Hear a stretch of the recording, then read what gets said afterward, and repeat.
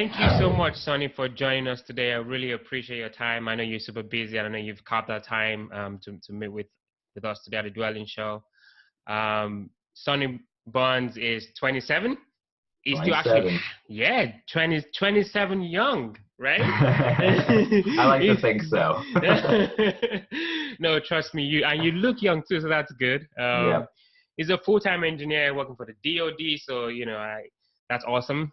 He bought his first property in 2015, it's about a couple of years ago, off the MLS as a Quadplex, not too far from New York City. It's about 20 minutes out of the city. And this is basically allowing him to live for free, right? So you bought that first duplex, and then he cashed out refi, which we're going to really dig in. And he bought his second investment property, which is a triplex, also about 20 minutes from New York City. So those two assets now have brought you to, $1 million, and you're doing pretty well on your gross rent, about 100K as well. So that's pretty awesome. And I have to just say this though, and you also mentioned how madly you are in love with your wife, and you get some bonus for that, and your two young boys. But Sonny, I'm pretty sure you can do a way better job than I can ever do. Tell us a little bit more about yourself and what you're currently working on. Yeah, I mean, so that triplex, so we started with that quadplex 2 years ago, and then we just bought this triplex just last Wednesday, actually. So it's very fresh, very new. Congratulations. And, yeah, so we bought that quadplex, 2015 October. We bought it for $430,000, and just 2 months ago it appraised for $630,000. So it's a $200,000 gain since we bought it, just less than 2 years ago now. And because of that gain in equity. And of course, we put probably around $40,000 of our own materials and investment into it. So, 160 cash positive. But because of that, we were able to, roll out those funds, take cash out, also do a HELOC, cash out of 60K, HELOC of another 60K, so 120K kind of out of the property. And we were just able to roll that into this new triplex that we bought. We bought this one for $350, and it appraised for $370. So the 630 and 370 exactly equal to 1 million in real estate value that we currently own. So it's kind of a fun number to throw around. I own $1 million in real estate now. In less than 2 years we got there. So that's kind of just fun. But that's huge, though. I mean, before we actually dig into this property, I'm a big-time multifamily guy, so I'm just like a kid in a candy store right now. But just before we go into that, Sonny, why real estate, right? I mean, I found you. I looked at your site. You had an amazing spreadsheet that I'm just in awe of. I'm about to start using that with my wife. So can you tell us a little bit more about the history and the journey towards real estate? And I know you also do some other stuff like Amazon. We'll talk about that too. Yeah. So I guess I'm all about freedom, trying to get that freedom. And what's kind of amazing is even with just that first property, before buying that quadplex, we were just living at home with my parents. Me and my wife, we were married, but we were living with my parents in their 3-bedroom house with my brother and his wife. And there was 9 of us adults living in this tiny house with 1 bathroom, 9 adults, 1 bathroom. Also, we had that 1 6-month-old by the time we bought that quadplex. Wow. So imagine this hecticness when we had, $100,000 sitting in the bank just from saving frugally, because we didn't go out to restaurants, we cut our own hair. We're just frugal people, we pinch pennies. Even though she was working as a teacher, making 50K, I was a starting engineer at 50K, eventually to 85K now. But, we were pinching those pennies, saving those money so we can buy that quadplex to really enable our freedom. As soon as we bought that quadplex, like I said, we had a 6-month-old son. My wife was on her maternity leave, and then she just decided, I'm not going back to work. Our gross rents are at 50K while we live on the property in one of the 4 units. So we live for free, get still 50K, exactly her salary. So she quit her job. So we gained that freedom, that freedom to raise our family the way we felt we wanted to. We didn't really want to put them in daycare, and we wanted to raise them with our values. And we wanted to raise our family, be there for our family. And real estate, we saw that kind of being our key towards that freedom, at least financially, it could give us that freedom to do with what we wanted. And now we're just kind of continuing that journey. So hopefully I'm free next. My wife retired at 28. I'm still 27, so I got another year to go to make that 28 mark. That's the goal. Nice. You're almost there. You're almost there. So, I mean, there's a lot of good stuff in there. You talked about frugality. You talked about, how much you guys were earning because, the general kind of comment people say is, I'm trying to get into real estate, but I can't actually save up enough. I can't get started. I can't find capital. I don't have Hmm. money. I can't Hmm. find deals. How did you guys go, get around to doing two deals in 2 years? I mean, how did you go around getting that? And most importantly, how did you save? Yeah, so like I said, my wife was so we got married back in 2013, and that's when we both, or she, I was still living at home, so she moved in with me to my parents' home, and we were paying my parents $500 a month in rent, which is very cheap in this New York City area, but we just had a little bedroom anyway. So we paid them, so they were happy, and they cooked for us, so that's cool too, and we got to live there. And anyway, yeah, so we were just really frugal. We've always brought our own lunch to work. So we're not paying, $5, $10 every meal, and that all adds up. So just all these kind of things. We didn't go out to eat. We bought cheap used cars. I bought her a 2009 Honda Fit with 60,000 miles for $3,000. It's still running. It's over 100,000 miles now. All we have to do is maintenance.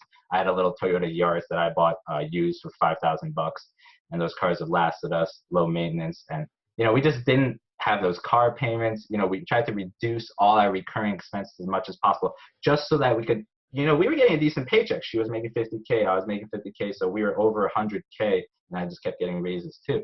So we were making a decent paycheck, but the trick is we didn't adjust our style of living. We kept our costs low, and that way we could save 50% of our paycheck, even more some years. 75% of our paycheck we were able to save. We average, I think, $50,000 a year we were saving, and that's pretty kind of incredible, especially in the kind of the marketed lifestyle, consumer lifestyle that we live in, where everyone's buying the newest things and taking loans and then getting into credit card debt. We've never paid for a single credit card late payment because we always pay on time, and we always have our money working for us, not against us. Like people pay these 15% late fee interest rates, and just drives me crazy because Wow. we're trying to invest in these properties, get money working for us. Anyway, I Not can get again. into that. Yeah, not Right. against you. Huh. Interesting. I mean, you have a lot of tactical, things that people can actually go do tomorrow, right? Hmm. Like, Hmm. do not buy, a brand new car that you have to pay, 575 per month. So you've actually given a lot of the dual listeners things that they can actually go implement, right? Hmm. So you saved Hmm. up a bunch of money, right? How did you go about finding a deal? So we searched for a year and a half before finally closing on this house. And honestly, I was just looking on the MLS, or not even the MLS. I was just looking on redfin.com, realtor.com, Zillow, Trulia, those sites. And I was just focusing in on areas that I kind of found that I want to invest in. And pretty much since I live so close to New York City, the property taxes and the house values are really high. But so house values are going to be high no matter what. So I tried to look for really low property taxes, because a lot of the property taxes around here are 12K, 15K a year, and that's like $1,000 a month that you have to just put aside towards property taxes. So that's taken away from your rent. So you really want to try to minimize that as much as possible. So there's some like subsidized taxes around this area. And Garfield specifically had subsidized taxing and lower taxes. So for a four-family property, it's only $11,000 a year in taxes, so just under $1,000 a month, and that's fairly cheap. If we were in a neighboring town like in Rutherford, it would easily be like $25,000 Oh, a wow. year in taxes, and that's $2,000 a month in rent that is just going straight to taxes. So that's why we focus here on Garfield. And there's a couple other areas, but it's like searches going for those on the ML on Redfin and things like that. So I'd get email alerts. New multifamily just popped up in Garfield, and then I would just check them out every time. And then then we found this Quadplex. Okay. So I'm a dual listener, just kind of listening to this. I'm driving to work or whatever, and I'm like, okay, so that's awesome. So you found this. How did you know it was a good deal? What were you guys doing to try to figure out or analyze this assets? What did you actually do to make sure it was a good buy and it wasn't a really bad property? Yeah. So my goal, I mean, it's kind of like a generic goal, was to cash flow $1,000 a month on the property. So I wanted like $1,000 after all expenses to go kind of into my pocket. And that was like yeah, so that was my goal. So I wanted to look at all the kind of the expenses and the rents that I could get. And I would use sites like rentometer.com, which you just kind of type in the address and the zip code and say, oh, for a 3-bedroom, you get this, 2-bedroom, you get this. So I use that kind of like general formula, and then I'd go on like Craigslist or post hot pads and look at kind of what rents were in the area. So, you know, you look at, okay, this quadplex just came on the market, 4 3-bedroom units, 3-bedroom units, you get $1,500 a month for them. So for the 4 units, that's going to bring in $6,000 in gross rents a month. And then expenses, oh, $1,000 goes to taxes. Then you got to pay you got to pay your mortgage and things like that. And at the end, you're at $250 a month positive cash flow. And then, you know, so you just do those analyses. And I have spreadsheets that I use, and they're available on my blog if you want to check that out. And so I would just constantly analyze all these properties, and then and just go through that analysis and then determine whether it was a good deal or not. And, you know, we did bid on some properties, but the market was so hot, we kept getting outbid until we finally came to this house, which had a special deal because it was an REO. Gotcha. Okay, so I mean, there's a lot of, you know, segues that we can take. I'm thinking about the spreadsheet, but we'll come back to that anyway. So real quick, so this was a REO, which means it was a bank-owned property. There's a lot of misconceptions or just general thoughts on how difficult it is to take down a REO asset. How easy was it for you guys? Yeah, so it was pretty simple. It was listed on the MLS just like every other property, but it was owned by Wells Fargo as an REO, real estate owned property. And so it had gone past foreclosure, and the bank had repossessed it and then sold it again. So we just put an offer. It was just listed, and there was nothing special about it. The only thing special is Wells Fargo had a first-time home buyers program on it. So for the first 12 days from this program, they were only going to allow people who are going to live on the property, so non-investors, so or occupants, like owner occupants, to bid on the property. So we were only one of 3 people that bid on the property, as opposed to these other properties where we're putting like 25K over asking, and then, you know, like hundreds of like 10 investors would be there the first day putting offers in, and we had to try to compete with that. So this was a lot more calm, and you could still see investors crawling around, but they weren't allowed to bid on the property. So that's how we were kind of able to just bid like 5,000 over asking and then get it. Okay, so not to kind of backtrack, but how did the spreadsheet, because I've seen that spreadsheet, Sonny, and it looks amazing, by the way. Good job on that spreadsheet. But how did that spreadsheet really help you guys to really save that much money? I mean, what were the things that you guys did? You know, some couples say they have weekly kind of touch basis with each other to see what the expenses are. What did you guys do with that spreadsheet? How did it really help you guys save that much? I mean, 50% of what you guys earned, you saved. Mm-hmm. Yeah, so I have 2 spreadsheets actually. I have an analysis spreadsheet, which I was kind of touching about recently, but then I have that financial spreadsheet, which is kind of like an overview of all your finances. It tracks your expenses, your income, and your assets, and it kind of gives you your net worth and also your annual savings rate through those values. And in the expenses, basically you just put in every single recurring expenses you have on there. Like I have my phone bill there. I have, you know, my car insurance, home mortgage payment, utilities, anything recurring like that. But then also my wife and I, we have a budget, and our budget is like $450 a month each cash for all out-of-pocket expenses, things like gas, groceries, entertainment expenses, going out to eat. So anything that's not recurring, it's $450 a month each that we have. And that's what we can spend. And then so everything else is recurring, so that can be calculated, and the 450 can be calculated, and through that we get that total expenses that we can forecast for the year of a certain amount. So let's say that was like $40,000 a year we spend on all the recurring, all the necessary payments, as well as that budgeted amount. Okay, right. Yeah, and then we know, okay, I make $85,000 a year as an engineer, and then we collect $100,000 a year in gross rental income. So that's $185,000 coming in, and then we subtract that from the expenses, $40,000 if it was that low, and then we get to keep $145,000, and that's your annual savings rate. So very simple that way, just income minus expenses, annual savings rate. And then you can I also have on that spreadsheet, you know, your assets. So all and also all your liabilities, any student loan debts, any mortgages, and things like that. And then, so that's how you can kind of calculate your net worth. Anyway, it's all there. It's a little jumbled and stuff. But yeah, by getting that annual savings rate, let's say you have that goal to buy an investment property, you know, and so this was $430,000, this Quadplex. We put 10% down, so that's $43,000. So we needed absolutely $43,000. And then, you know, you need $10,000 for closing, and then you need a renovation budget. So our goal was like $100,000. And we saw our annual savings rate was around like 40 something thousand dollars. So we're like, okay, we know we need like 2 years at this savings rate. If we budget this amount, in 2 years, we'll get that amount that we need to buy, you know, a $500,000 investment property, something like that. So that's how you can use like kind of the power of that spreadsheet to make a goal. Like, it doesn't even have to be an investment. It could be a boat. You know, I want to buy a $30,000 boat, and I see my annual savings rate is $10,000 a year. It'll take me 3 years to get there. And I want to get it in 2 years. Then I gotta, now instead of $1,000 a month I can spend in my out-of-pocket budget, I'd reduce that to $500, and you'll get there that much quicker. And you know, that's kind of how you can use it. Wow. And this is not even talking about you guys cashing out, you know, refining your first asset as well as taking an ELOC against the asset. So I think this is a good segue. So how did you guys go about doing that, right? So you bought the first property, you know, for 430, your appraised for 630.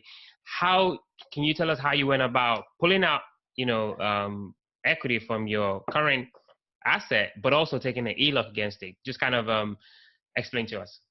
Yeah, so a cash out refi. So like I said before, we put 10% down, right? We put $43,000 down on a $430,000 property. So we had, now I got to do math, like a $387,000 loan. You know, 387 plus the 43, I think is 430.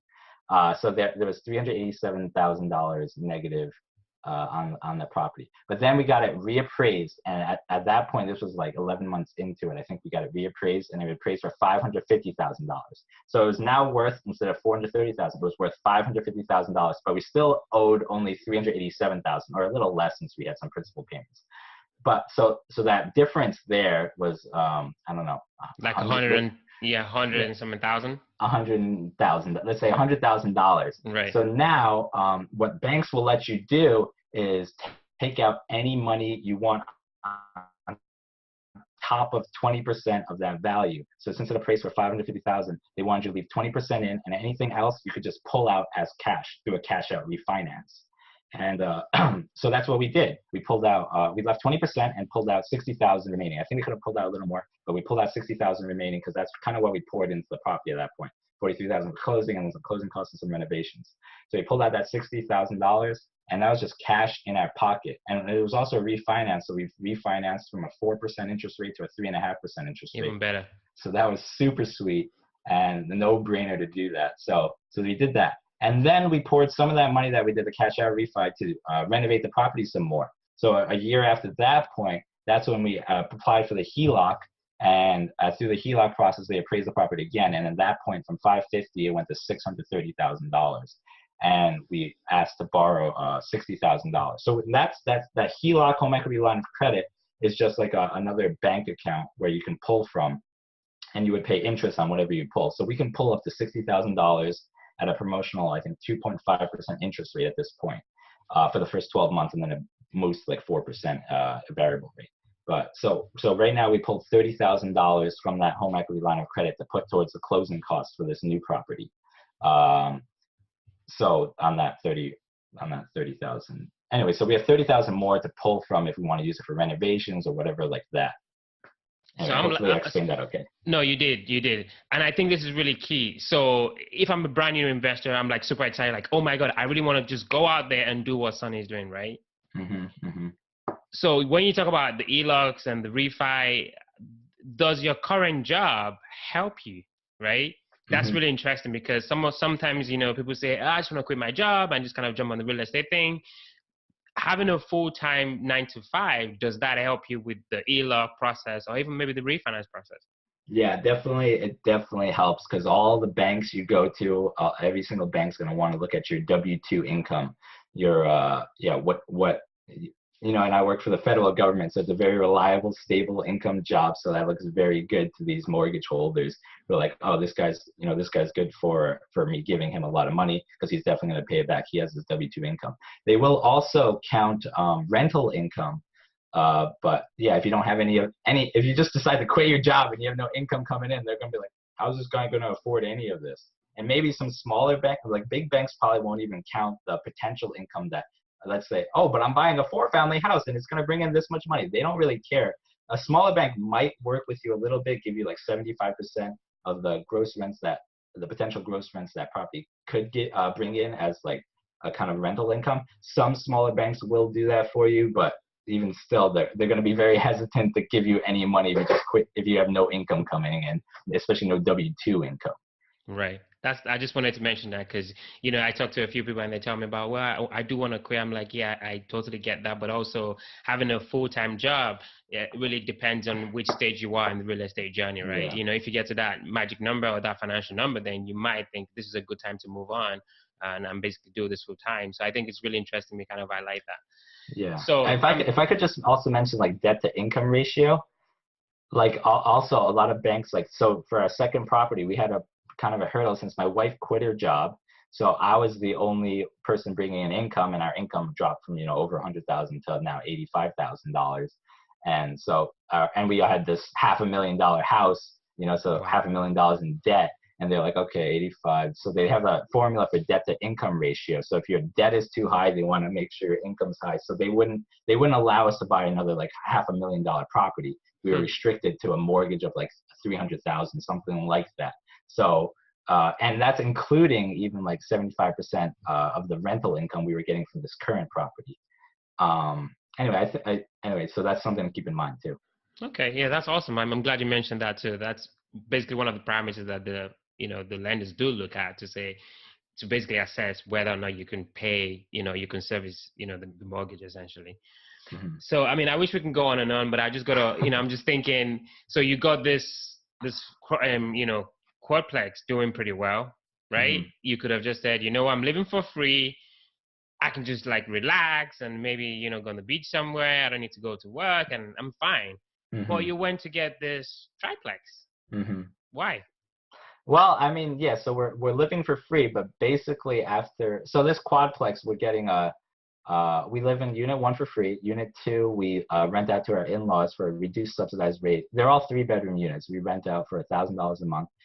The other unit 3, we rent for $1,710 a month, and unit 4, we rent for $1,700 a month. So in total, it's bringing in $4,410 a month, and that's pretty much just like where our expenses are. I think we collect, after like you factor in maintenance and vacancy costs and things like that, we collect maybe about only like $300 a month. So we're basically just living for free in our unit, not having to pay anything.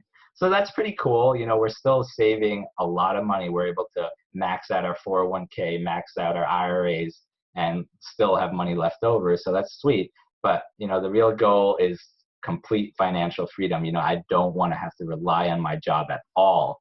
So that's why I kind of want to get this next property to kind of, since we won't have to live, we only need 1 unit to live in. We can rent out all the units and be that much more, have that much more cash flow coming in now. And then also in 30 years, these properties will have been paid off by our tenants. We'll be living free and clear. We won't have a mortgage payment to pay anymore. And that much more cash flow is coming in. With just these 2 properties, I think I calculated that once the mortgage payments are coming in, we're going to be collecting like $60,000 a year in rent after all expenses. And for us, that's more than enough to live off of, so I could quit my job easy. And, I have a plan either to keep expanding the real estate empire or just pay down these 2 properties and then and pay them down quickly. I think I can do it in like 13 years, pay them down. So I could retire in 13 years and collect the real estate income of $60,000 a year after expenses while living for free in one of the properties. So wow, that's not bad. I mean, even that is pretty awesome. That is sweet. So even though the dwelling show focuses on real estate, I did notice, I mean, I just had a baby girl. She's like almost 2 months old. She loves the pacifier. So can you tell us just briefly, you can relate, right? She loves that. My wife calls it a soothe. I'm like, Susie. The baby loves the bean case. So how did you get into the Amazon, FBA program? And if I'm somebody thinking about what to do, just maybe on the side, how do I get into this? Yeah, so that the Amazon's how I'm gonna pay down my house in probably 5 years. So Amazon FBA, fulfillment by Amazon. I used to sell on eBay all the time, but eBay's annoying because you sell something, you gotta go to the post office, get a stamp, get a box, put it all together, and ship it away. Amazon for FBA, fulfilled by Amazon, is really sweet because you send Amazon bulk package. You send them 1,000. We sell pacifiers. We send them 1,000 pacifiers at a time, and then they go ahead and ship them out as they sell. And we're selling like 20, 30 a day. So they'll just ship them to each individual user. We don't have to touch anything. All we have to do is get the product. And we could have Amazon do this too, but we do. Actually, I hire my mother-in-law upstairs, so she likes doing it. She labels all the pacifiers, and then she ships them off to Amazon. So we give her 25 cents a package of pacifiers she does. So she likes it. It's good income since she's retired for her. And anyway, so she does that, and then Amazon, we ship it to Amazon's fulfillment centers, and then they fulfill those orders as we need it. So it's really good passive income source. They're made right here in America. We just sourced the manufacturer and listed them on Amazon, and yeah, so we get a cut of the profits of Nice. whatever they're sold for. And how it came to be. So yeah, I have two kids, a 6-month-old and a 2-year-old. So at the time, the 2-year-old got this pacifier from the hospital, and then he loved this pacifier. Was it green? It was green. Yes, it's like a teal color. Yes. They give them to all the hospitals, but they don't sell them in stores. You can only get them at the hospital. So once you lose said pacifier, like we did, and hundreds of others I saw on forums did, lose them, they go crazy because they can't buy that one in the store. So what I was like, ding, ding, ding, ding. Okay, there's hundreds of people on the forums looking for this pacifier. No one has them. Let me source them and let me make them available on a great distribution. Dude, like Amazon, awesome. Millions of viewers, and instantly, we were getting like 1 sale a day. Then like in a month, 10 sales a day, and then now it's kind of baseline to like 20, 30 sales a day, which is, it's awesome because we do so little work, and I've created a system here with my mother-in-law, and so I don't do like anything, and it's just money coming in, and now we're expanding different products and stuff like that too. So Amazon FBA is sweet. What are your margins on that? It's not very huge, just because Amazon does take a huge cut for fulfilling these orders. So we buy the pacifiers for just above $1 each, and then we sell them individually at like $6 each on Amazon. And so that's a huge cut. It's like a $5 profit margin, Right. You're thinking, but the Amazon will take like a $4 cut. Gotcha. So we're not even making like $1 on the pacifiers. It's probably like 80 cents a pacifier. Okay. Margin. Yeah. Okay. So but it's for so little work. Yeah, go ahead. No, please. Oh, for so little work, it's really worth it. Because it's like a completely passive system, and you just kind of need to just build your product line and get more and more of these passive income streams from the Amazon business. Yeah. Wow, dude. So maybe your listeners can build that, and then once they have enough capital from that, they can go into building their real estate empire. Absolutely. So Sonny, you're selling bankies online. You've got about $1 million in real estate. What's next, right? 5, 10, 20. What's next for Sonny? So I don't know. I really love sharing. I really hate people getting trapped in these like financial circumstances where they have like, they graduate college with $200,000 in debt, and then they they get trapped buying these expensive cars. My friend I bought a car with a 22% interest payment, and I'm just like, ugh. In 4 years you're gonna be paying double the car and more, and then and just like so I just want to really spread the knowledge of like personal finance and financial freedom, and just kind of being frugal, really living with purpose and with the direction and a plan, and just kind of just being financially free, to have that freedom to kind of live your life for your own dreams, working on your own dreams rather than working on someone else's dreams all the time, and not being able to escape that rat race of continually having to work paycheck to paycheck and not getting any further in your life. You know, we're all about freedom. Sure, we don't drive Ferraris or anything. I drive a Yaris, but I'm so happy driving my Yaris and having the freedom to have my wife stay at home with my kids, and then us going on vacations all the time and spending time. You know, not working 80-hour weeks or anything like that. So I just want to spread that mission of, or spread that message of freedom, and I'm trying to do that through my blog that I have, and I'm also thinking about doing a podcast like you, and yes, I guess it's next for me. Awesome, awesome. Well, so now we're like definitely dwelling into the quick rounds, so it's going to be quick questions, quick answers, right? Yep. So what makes Sonny unique, right? What makes you successful and different from the next girl and the next guy? What is that differentiating trait that you have? So I feel like I'm someone who kind of gets things done. So like I have an idea and then I just kind of go for it and really invest 100% into getting it done, you know, and if a roadblock comes, I just go around it, try something else, and I just research over and over again. Okay, that didn't work. What's next? Let me go research, you know, do a Google search. How did someone else do this? And let me go do that again. Okay, maybe I couldn't find someone. Let me contact someone who did do something similar and ask if they came across that and what to do next. And I just, you know, I'm always continually learning. I'm listening to audiobooks all the time. Every chance I get, I just trying to invest in myself and then learn more. Yeah. Awesome. Okay. I saw on your blog, you know, Fanvestor, that you read some books and it changed your life. Yeah. I mean, I've read some books and it totally challenged my worldview, my conventional thinking. So, what was the last book that you read, and what did you learn from that book? So the last book I read was The One Thing. Gary Keller, I don't. right?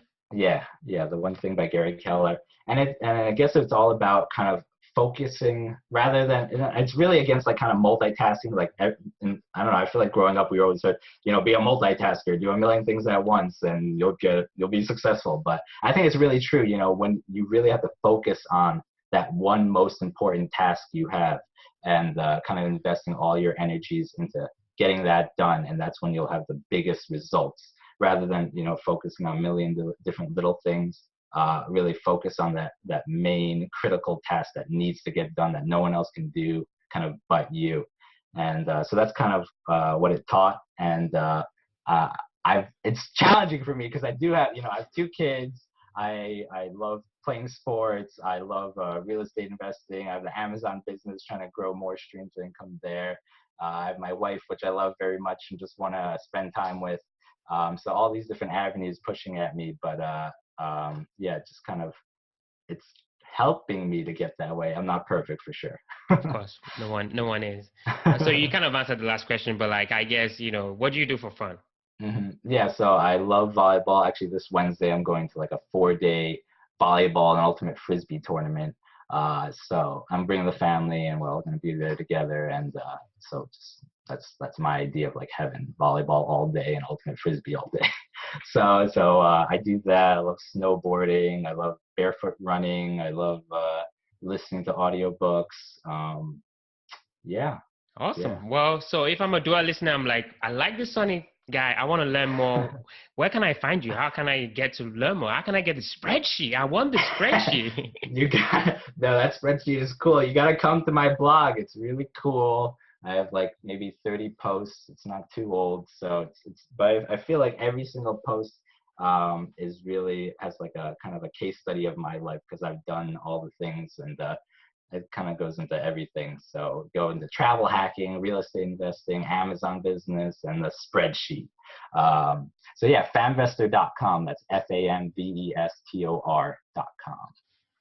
Awesome. Thank you so much, Sonny. I had an amazing time. For the dual listeners, you might not know this. This was recorded at 9:20 p.m. Now on 10. a Monday. Yeah, on a Monday. So this is super awesome. I mean, nobody but us would ever do this. I mean, some people are like watching TV somewhere in America right now. But yeah, talking real estate. So thank you so much. I really appreciate your time. Yeah, glad to be here. It was a lot of fun. Thank you.